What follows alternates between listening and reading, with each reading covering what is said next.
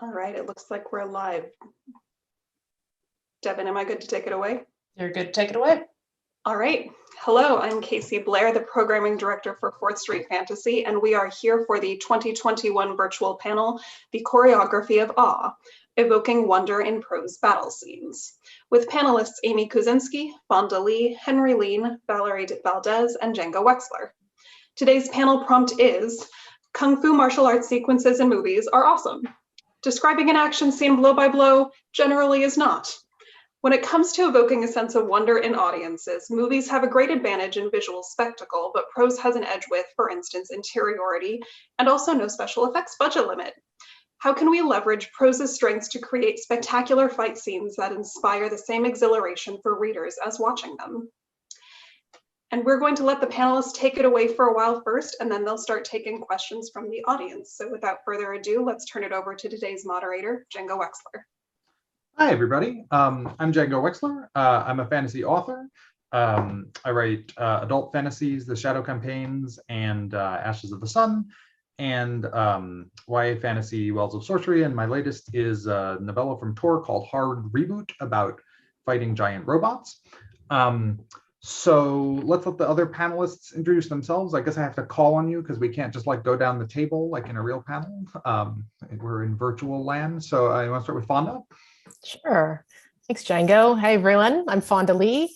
I am the author of a number of science fiction fantasy novels, most recently the Greenbone Saga, which starts with Jade City, continues with Jade War, and concludes with Jade Legacy, which comes out on November 30th.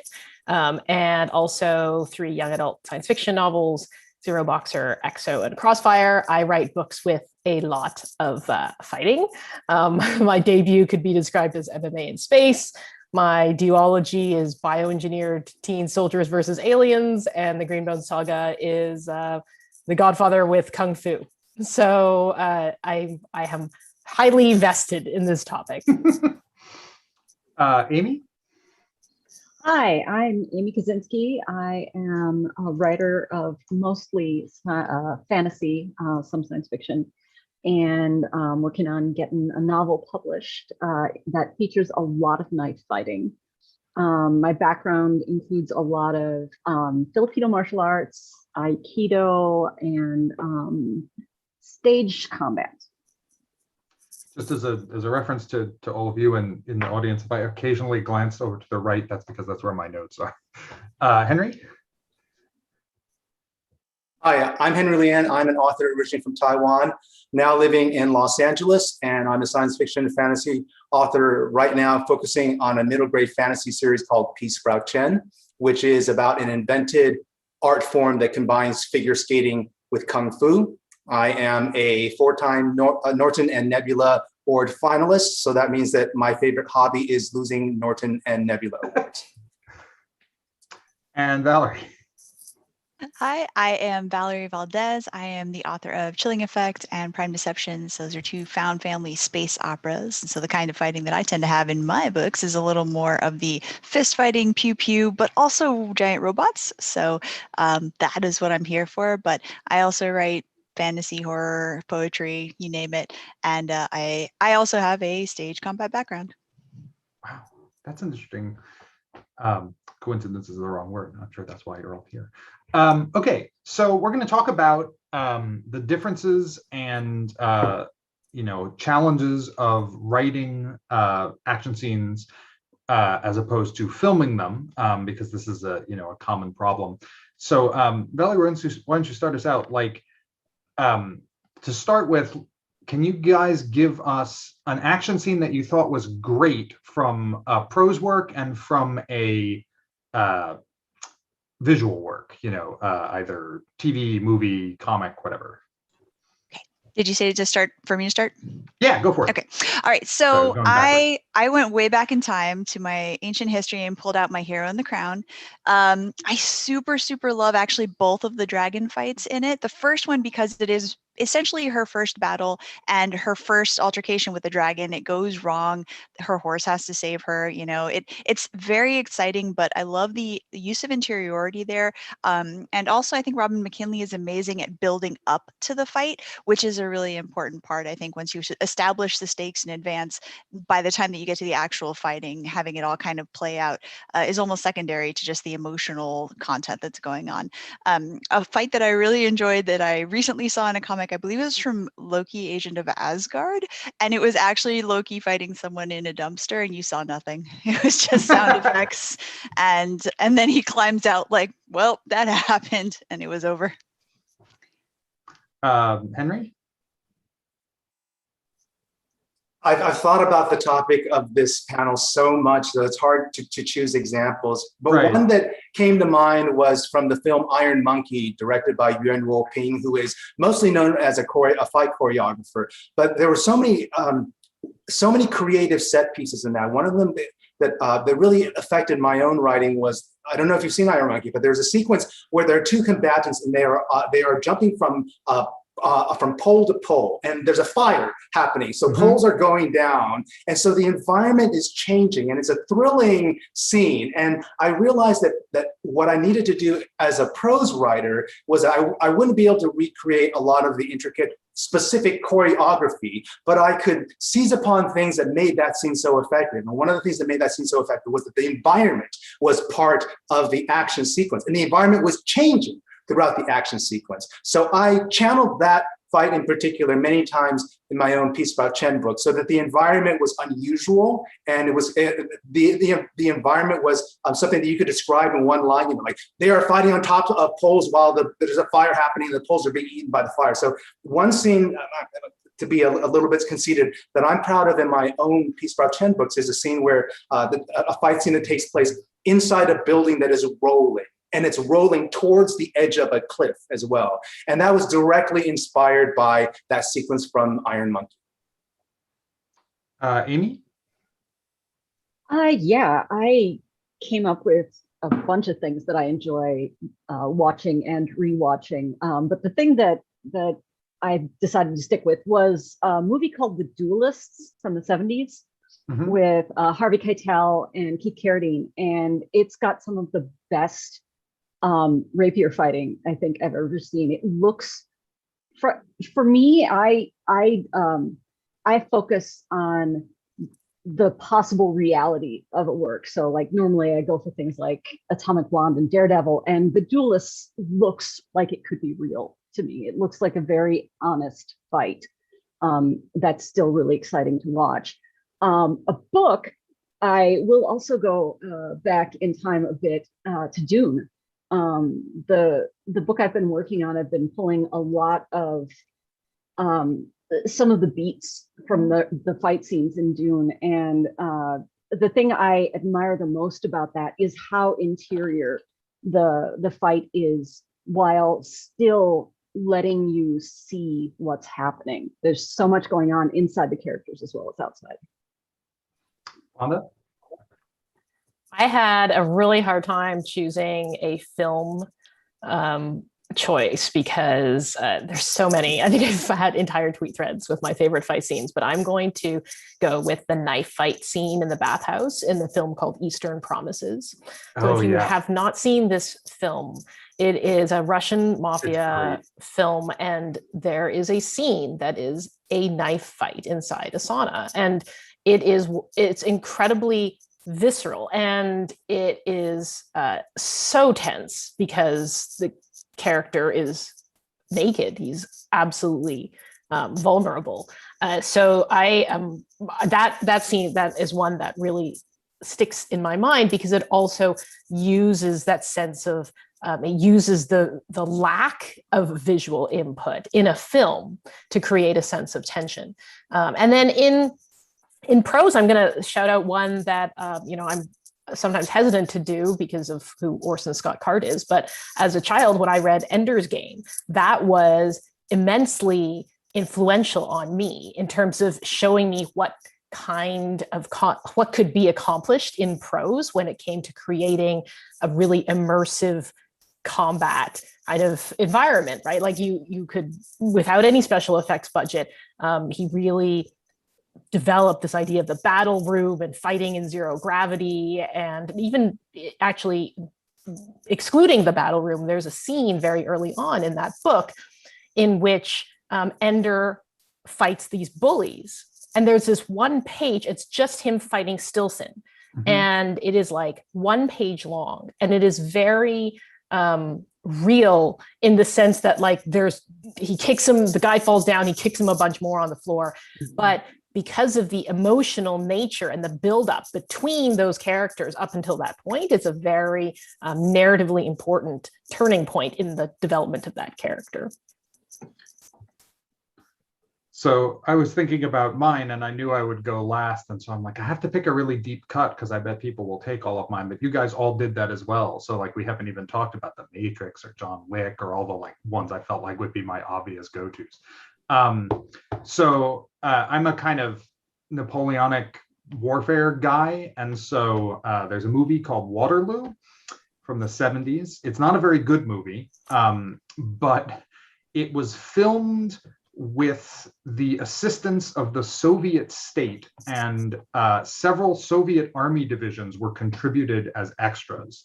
And so they do things like the charge of the French cavalry against the British squares at full scale, right? 14,000 men on a side, and it's unbelievable to watch. If you find the clips on YouTube, don't watch the movie. It's mostly not a great dub of a pretty bad, by the numbers movie, but the stuff they do is amazing, especially in the age before sort of CG armies could take over the field. It's really formative. And then for my text, I really like Joe Abercrombie's fight scenes. There's a wonderful one where Logan fights Fenris the Feared in the first Law trilogy, and he just does such a wonderful job of bringing home the physicality of it and the kind of like awareness of just the danger of people swinging sharp objects at each other in a way that's not like, a role-playing game fight scene where it's like, ow, I took 10 points of hit point damage, but like, real, danger. And is tension for me. So going to what Henry was saying, let's talk about where these two disciplines of prose fights and visual media overlap. So, in addition to the piece you talked about, Henry, are there any other things that you feel like as prose writers we can get from watching visual media and sort of adding it to our repertoire? Yeah, I have some thoughts about that. I mean, I think one of the things that is actually built into the great description of this panel is that there is a lot of opportunity for interiority, obviously, and there's also an unlimited budget, obviously, and I think you need to lean into those things. But then what happens is that they spread apart. If you have an unlimited budget, you can have the most spectacular epic scale, the most creative setup, but you have to not lose sight of the personal aspect of that fight, because all the best fight scenes are really character interaction moments. So the bigger the scale, the bigger the spectacle, the harder it is to keep that emotional anchor. But that is the way that I approached it, was just to make the spectacle even greater, something that would tax even the most talented and well-funded filmmaker to make. That is how I made up for the fact that nobody wanted to read the actual precise choreography of the fight.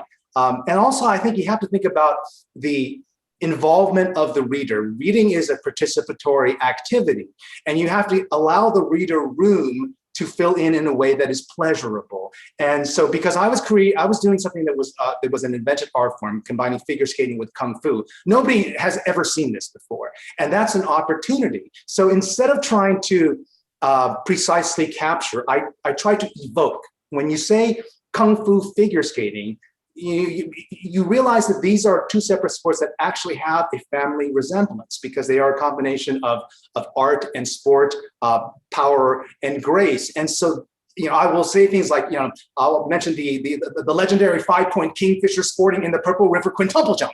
And nobody's ever seen that before. I don't really know what that looks like, but it's evocative enough. And I've given people enough of a foundation. We've all seen figure skating. We've all seen martial arts. Now you put it together in your head. So I evoke rather than describe. And that's the way that I entered into it, because I don't know that I could do what Amy and Valerie and Fonda do with trying to capture reality in any way. I leave that to the reader.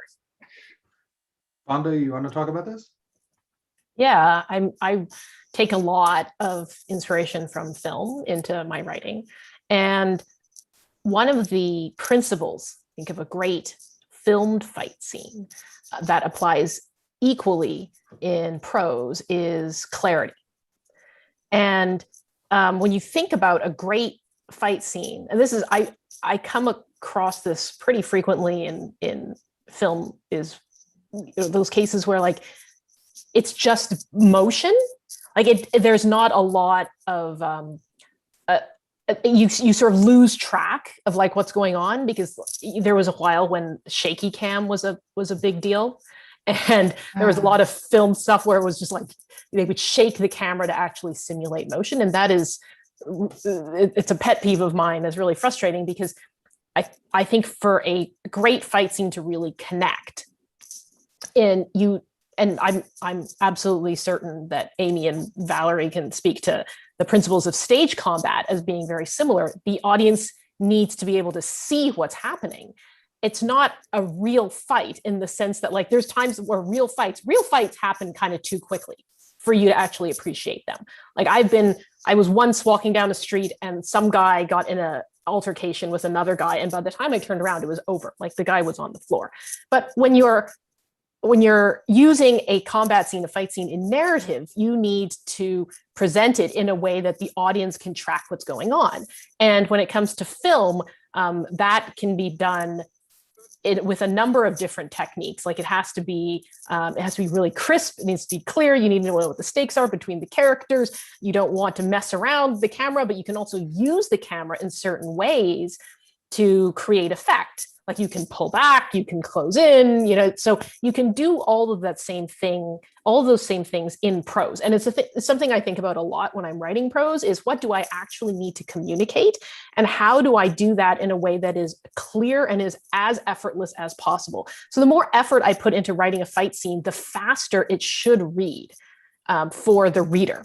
And so you could spend a lot of time trying to vary your sentences to like change the rhythm of the fight, to making sure that it's clear, like the weapon doesn't show up out of nowhere, right? Like you plant that earlier, so when the weapon shows up, the reader already knows that there's no hiccup in the reading process. So clarity, I think, is a really big one.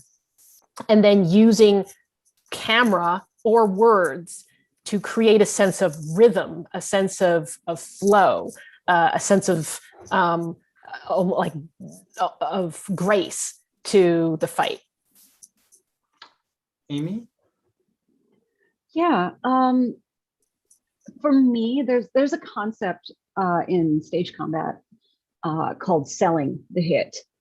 And you see this in like say Jackie Chan movies, where you'll see from one angle the punch coming in, and then you cut to the other angle and you see the punch coming in from a couple of seconds before you cut, so that you can see both the landing from both sides. So the audience sees it, that's clarity, but also you feel it.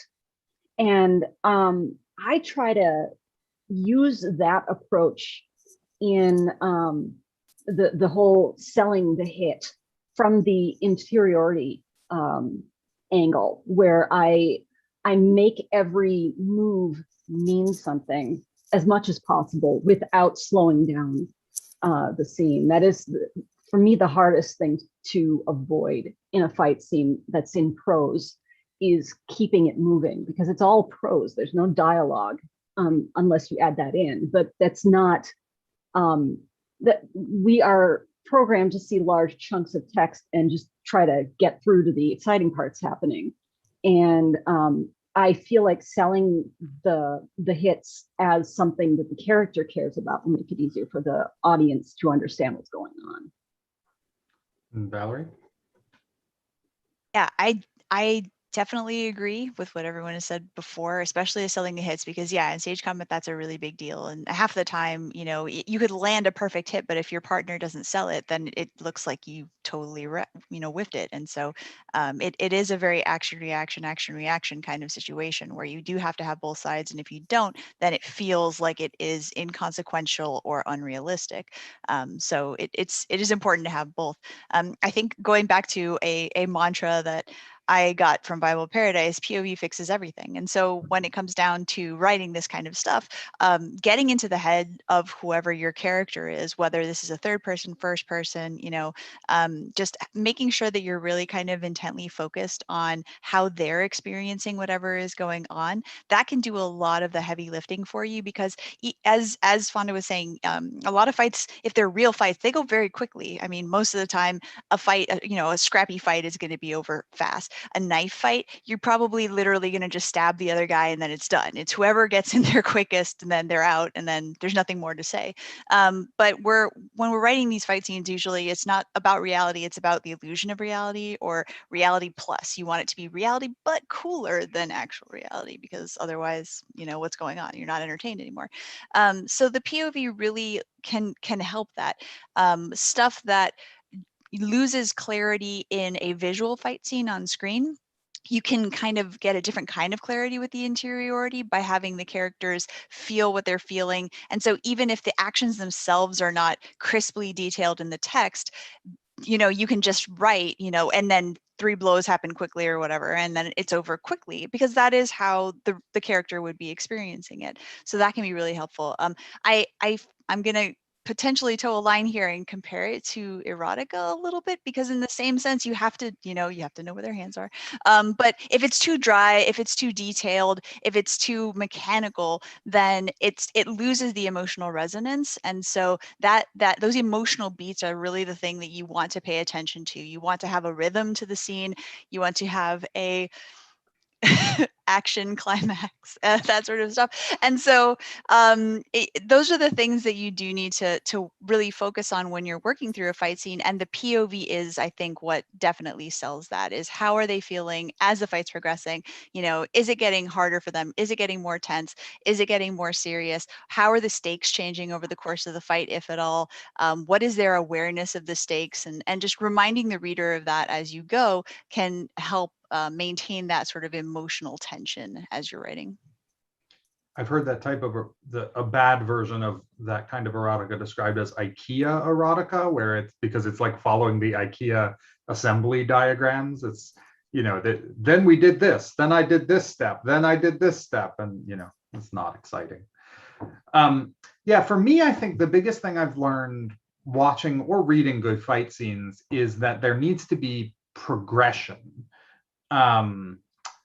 That things have to change, and this sort of gets back to what Henry was saying earlier, through the course of the fight, because otherwise it's just kind of people endlessly hitting each other, which starts to get really boring. And there's a few movies that I think are really bad in that terms, but some of the best fight scenes, I'm thinking about the Marvel movies, there's some good ones with Iron Man is great for this, because his suit gets damaged and it is a sort of physical marker of the progress of the fight.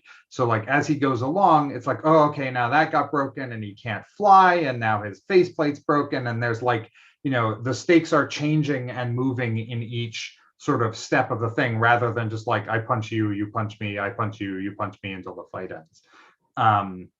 So that kind of keeping things changing a lot is what I learned. And so now the converse, I think, is the question.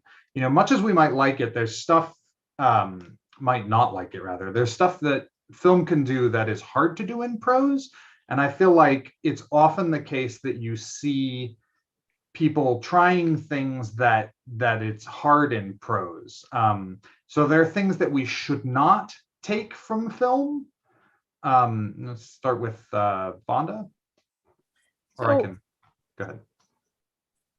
So I think that one of the things that is hard to replicate between film and prose is it's like all the moves, like you can have pretty much everything describe or happen in film, and it'll happen very quickly, right? If you were to try and write out everything that happens in a filmed fight scene in your prose, you would, first of all, it would be way too long and very dry, and there's no need for all that, right? So like I think there is because prose moves at a different speed than visual input, you have to be cognizant of that and realize that like if you want to replicate the same sense of urgency in film, you have to do something different in prose and cut out like most of the moves that you would see in a filmed fight scene. You would have to truncate that down dramatically, have just a few of those moves written out, but fill it in with a sense of urgency with the prose and the emotional context and the other elements of your prose in order to create the illusion of urgency that you would naturally get just from seeing something played out on screen. Yeah, I feel like film is incredibly dense compared to prose. There's so much on a screen, foreground, background, things are moving. It's amazing. Amy? Yeah, I totally agree with that the urgency and not having every single blow by blow thing documented, for lack of a better word, is a thing that film tends to do better than prose. We need to use different tools. I feel like film is also better at letting you see the entirety of the space and giving you context to what's going on. With prose, it tends to get very focused. Fighters are thinking about what's going on. They don't necessarily see what's going on around them while they're fighting, or at least not everything. And in like, for example, in the Game of Thrones series, where you see the huge battles, you also see, the dragon coming in from very, very long distance away before any of the other characters do. So that's something, it's like an added it's an added sense that lets the people enjoying it appreciate things in a way that we would have to work around. Like we would have to have one of the characters notice it, something like that. Valerie? Yeah, just to piggyback off what Amy just said, I think that multi-POV fights are a very challenging to execute in text and something that's much easier to do in a movie, especially bringing back the Avengers, example, or Marvel films. There are a lot of times where you have the camera can just kind of jump in between different characters that are doing different things, engaging in their own kind of smaller scale fights against whoever it is that they're facing off with in that particular moment. But attempting to do something like that in prose would be really difficult because typically you're in the head of one character or behind the shoulder of one character, as the case may be, depending on whether you're in first or third, or hey, if you're in second, then that gets really cool. But so it's hard to have one POV character looking around in the middle of a big fight scene to see what everybody else is up to. And so that is something you can't really replicate easily in text. Can it be done? Sure.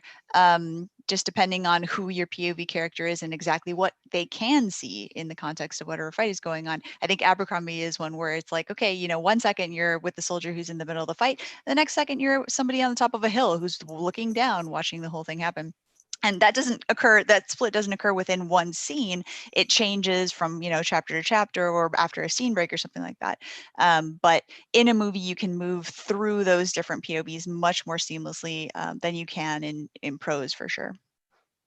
Yeah, that's really true. You can't do the thing where, person A is fighting and person B is fighting. We keep cutting back and forth to see how both things are going since they're happening simultaneously. It's just Yeah, not possible. no, and I mean there are so many really great different like wuxia movies or kung fu movies where you do that, where you jump between. I mean, Seven Swords is a prime example that always comes to mind, because you will have a giant battle where literally you have 7 different characters that you're interested in tracking and seeing exactly how each of them is faring within the course of the fight. But you can't in prose. How would you even? No. Henry?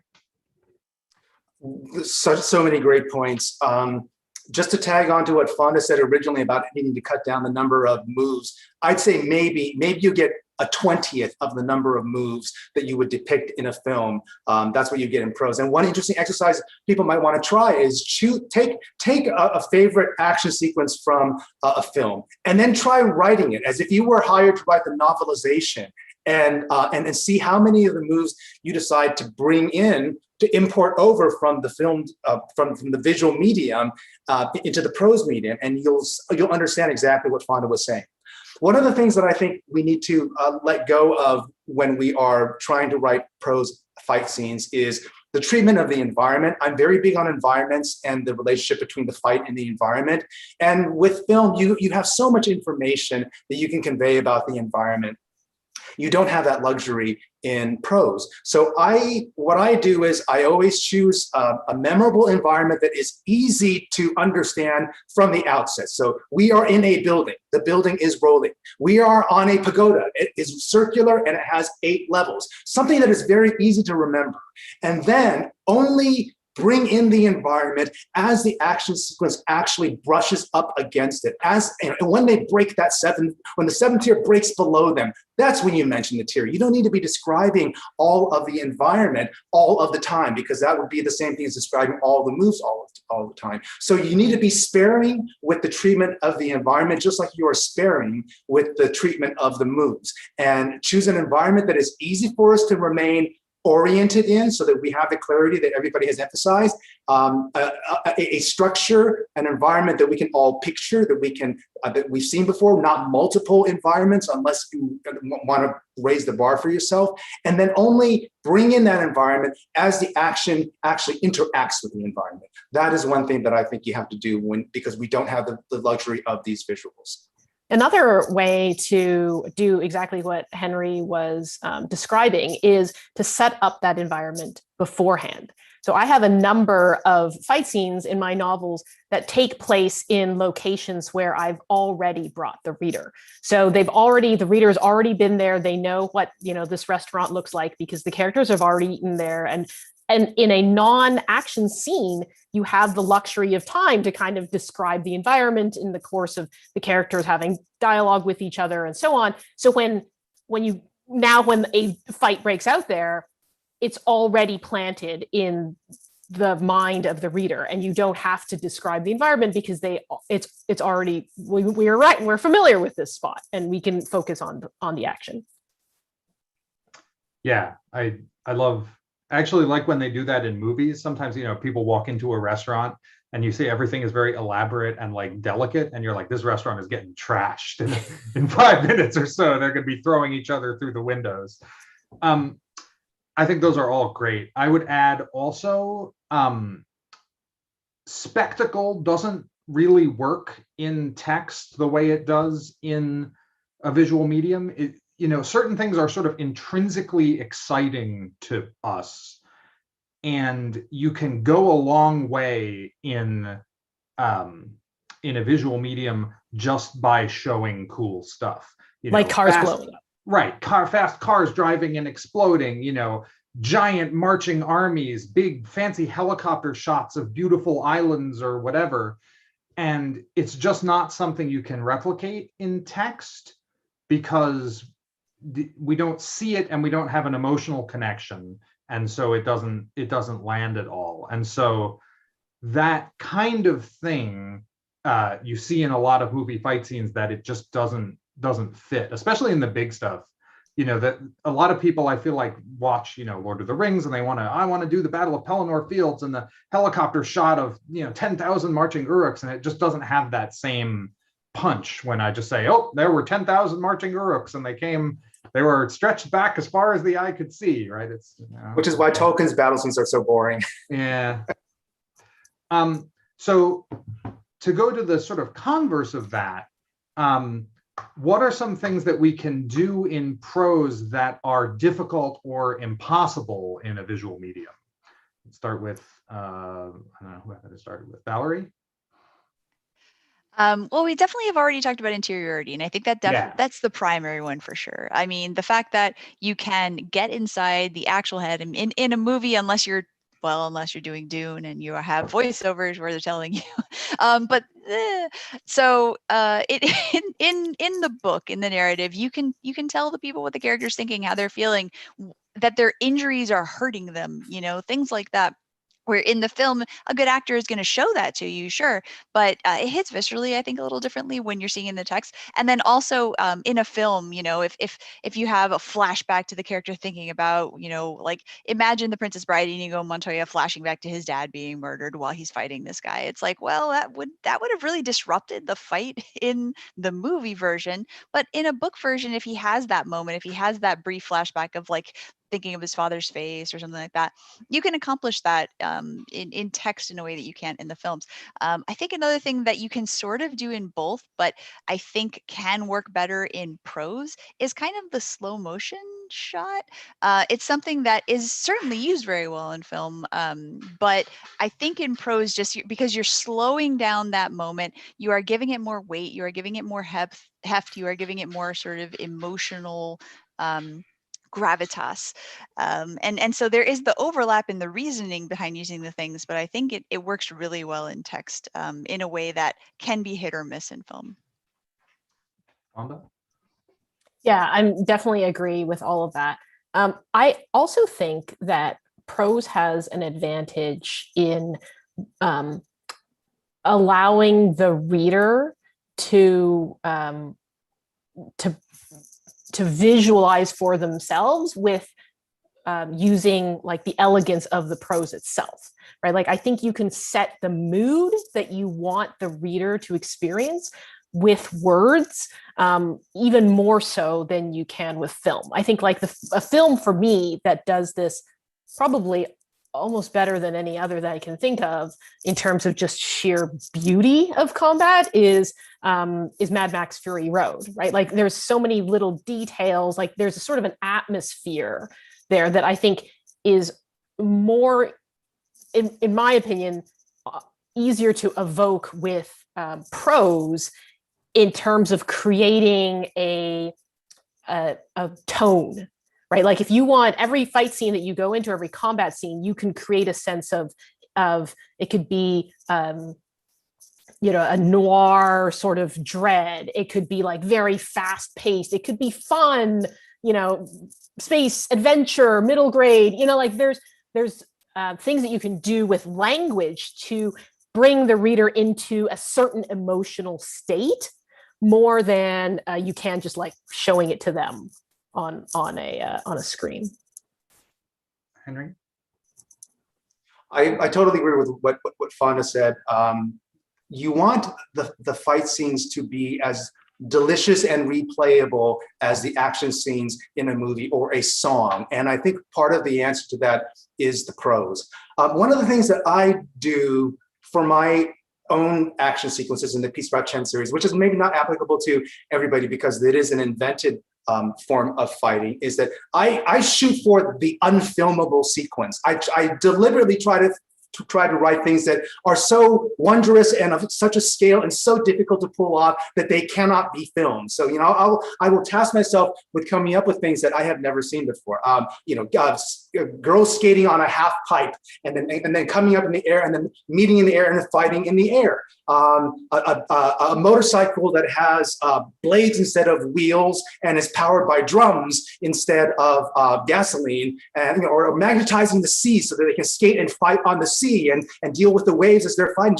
I always aim for the things that are unfilmable, just because I want to take advantage of the medium and stop competing with film. But here's the upside of that. Having gone through some of the process of options and development, the scenes that make it seemingly unfilmable are the scenes that the Hollywood filmmakers are the most interested in.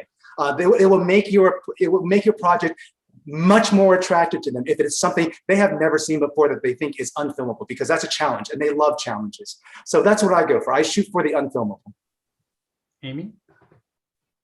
The joys of being the last person in the line. Everything everybody has said has been great. That I think for me, a thing that I fixate the most on prose battle scenes kind of ties back to interiority, where there's a focus that you can get from being inside that person's head and knowing it's almost handing by proxy the POV character's skill level, where you as the fighter see something like you see a limp, you see a feint, you see something that you can knock over, and it's something that you can do in film, but you have to point it out really clearly. Where in novels, I feel like you can be a lot more nuanced and subtle about it, and that does increase as Henry was talking about the replayability, the readability of the fight scenes, when you can go, oh, that's where that came from. I feel like that's one of my favorite parts of fight scene. Yeah, Amy, you just made me think of a scene that I read in a book called Phoenix Island. It's by John Dixon. It's a thriller, and there's this fight scene at the end. And the author is a Golden Gloves boxer, and it absolutely shows in his prose. But the character triumphs because he notices a weak spot in his opponent. And because he is himself like a really skilled fighter, it's something that's very subtle that no one else would notice, but he notices this weak spot. In a film, that would be impossible to convey, right? Like, how would you even explain that the character who's fighting sees this one weak spot that no one else sees? Because the audience is also not going to see that. And then if you try to make them see it, it's going to feel weird. But that's the advantage, exactly what you talked about. Go into slow motion and have Robert Downey Jr. explain it to you in voiceover. It didn't work that well in the Sherlock Holmes movies. Yeah, I mean, I think you guys have covered it. You know, interiority is the big part, but I've heard it said that, like, with prose, it's like your camera is more like a pinhole. You're only really looking at one thing at a time, which makes it hard to do a sweeping vista, but it has the sort of automatic benefit of highlighting what's important at any given moment, because that's where your character's attention is, right? In a way that in a film you would have to really work to highlight where something's important. You do, focus racks or whatever. I was going to say also, I think prose can be better for some sort of SF stuff, because you can get more explanation of things that are not sort of immediately visually obvious. If people are having a battle with magic, it can be a little more complicated in a prose book than just, I shoot one color of beam and you shoot another and we see which one wins in the middle, because like in a film, you can't convey much subtlety to it, right? Because you don't have time, unless you spend a lot of time earlier in the movie explaining how it works. So that's another advantage I feel like we have in prose. So going off a little bit of that, and some, let me do one more question, then we'll get some from the audience, which is, how do you guys approach your research for doing fight scenes, and how does it interact with the kind of SF/fantasy elements for which, obviously realism is not really possible? Let's start with Amy, I guess. Sure. For me, I have almost 13 years of experience now in Filipino martial arts. So I tend to draw from that history pretty strongly. But there are plenty of martial arts and things like battle scenes that I don't have any experience with. I know I'm lacking in that. So what I often do is like if I want to write a scene where there's a lot of grappling, which I have almost no experience with, I'm going to find a place local to me and go work with them and talk with them. It's a tactile thing for me.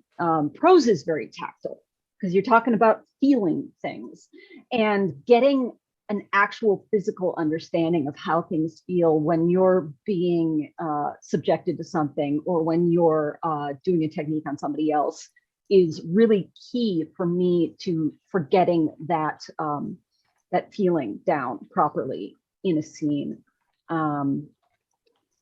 Yeah, I feel like I almost choreograph scenes like I'm putting the characters in my head, and I feel the movements. I don't see them, I feel them. I don't know how else to describe it. Henry? I totally understand what you're saying. You want to embody the experience so that you can translate it as a writer. And I try to do that because when I decided I wanted to write about Kung Fu figure skating, I had never done Kung Fu or figure skating. So I actually took 6 months of figure skating lessons, and I took 6 months of traditional wushu, hoping to be able to do exactly what Amy was talking about. I wouldn't get any good, but I would at least get the experience so that I could embody it and then call upon my own skills as a writer. And I think that is what you should be going into it for, rather than learning particular moves, like developing an encyclopedic knowledge of that, but also be open to other lessons that training and research can bring to you. And for example, I went into it thinking that I would actually learn moves that I could write about. And I thought, okay, how hard can these two sports be? I'm a pretty fit guy. How hard can they be? Famous last words. I was so appalling at both of these sports. In figure skating, I was in the beginner class with 9 and 10-year-old girls almost entirely. And by the second class, they were swimming around me like minnows in water, and I was flat on my butt. Same thing was happening in Kung Fu class. Every class I was paired with the smallest, youngest woman in the class, and I was on my butt in every class, which was very freaky and frustrating until I realized something that I didn't go into the research looking for, and that is that I had plucked these two sports out of the air just for fun, but I had happened to pick two sports that reward balance and flexibility far more than brute strength. So I had created this invented martial art that was all about kid power and girl power, which was incredibly humbling and made me have to step back and completely reimagine my story into a kid power and girl power story. So do your research and be open to unexpected lessons from it. Good. Valerie? Yeah, I definitely, again, having a similar background to Amy, but with much less experience. I when I was doing stage combat, of course, the stuff that they're teaching you in stage combat is not necessarily what you want to know for actual combat, because a lot of it involves selling stuff to the audience. And so in that sense, it's like you want to, for example, instead of giving them, just the side of you so that they can't hit anything, you're trying to give them a big target because you want your opponent to be able to hit correctly, and the audience has to be able to see it from the back of the bleachers. So it's in some ways that helps, and in some ways that hurts for actual real fight scenes. But again, we're not doing actual real fight scenes. We're doing the sort of illusion of fight scenes. You're doing reality plus. You're doing something that is a spectacle, and so that is really, really helpful in that sense. So just kind of memories of the physicality of what you're doing, the training aspects of it, sort of like Henry was talking about, knowing what goes into it can help you sort of mechanically break down a lot of the ways that it can work, and helps you get better into the heads of the characters. And honestly, looking stuff up on YouTube, if you're trying to figure out how different moves can fit together, how they look, how they perform, ways of getting out of them, whether it be from grappling, whether it's sword fighting, you can even find gun videos on YouTube if you want to. And so the benefit of our current society is that, you can do either going down to the range and shooting a gun yourself to figure it out, or there is just a wealth of material online at this point point that you can read about and watch and experience secondhand if you don't have the luxury of getting into it yourself. And just, there is something out there for just about everything. You would be surprised, and you just have to look. Fonda. Yeah, I definitely agree with spending a lot of hours on YouTube. I have a long amount of experience in martial arts, and I have absolutely used that to my advantage in writing all sorts of combat. But I have also written plenty of combat that I do not have experience with, including grappling and gunfights.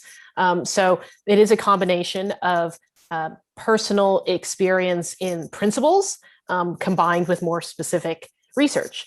And one thing that I will mention that hasn't been mentioned yet is the importance of not just researching like the mechanics of the combat, but the mindset of the people who are engaging in it.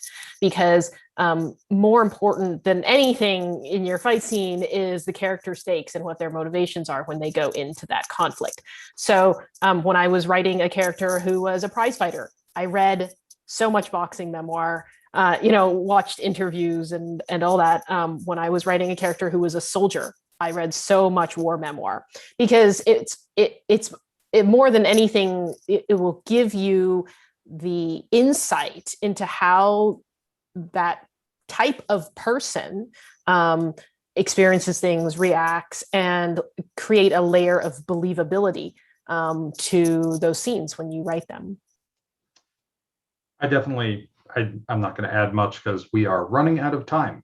Casey is here as the harbinger of the end. So let me go around one last time to thank everybody. And also in 20 seconds, give me where people can find you on the internet and learn more about your books. For me, it's at Django Wexler on Twitter or http://djangowexler.com. All my book info and my random cat pictures. Fonda? You can find me online at my website, fondalee.com, or on Twitter at FondaJLee.